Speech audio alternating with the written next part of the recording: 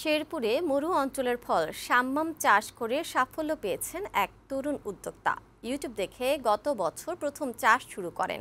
এবার দ্বিতীয় দফা নিজের ৩৩% জমিতে চাষ করে ভালো ফলন পেয়েছেন।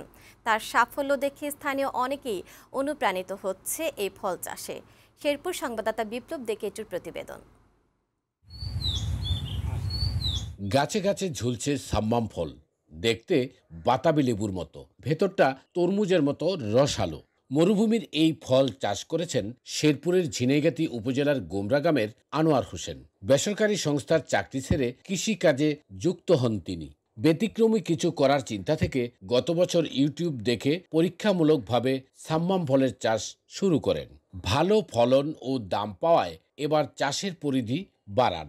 নিজের ৩৩% জমিতে ব্যাপক ফলন ও লাভের আশা করছেন এই তরুণ উদ্যোক্তা। দেশীয় যে আমাদের শস্যগুলো আছে এর পাশাপাশি বিদেশি কিছু ফসল আছে, যেমন রকমের ক্যাপসিকাম, স্ট্রবেরি, এগুলো আবাদ করেও আপনি বেশ লাভবান হতে পারবেন। সাম্মাম বাদামি ও সবুজ দুই জাতের ফল হয়, খেতে খুব মিষ্টি ও রসালো। প্রতিটি ফলের ওজন 2 কেজি। বিদেশি এই ফলের চাষ দেখতে আনোয়ারের জমিতে নিয়মিত আসেন স্থানীয়রা।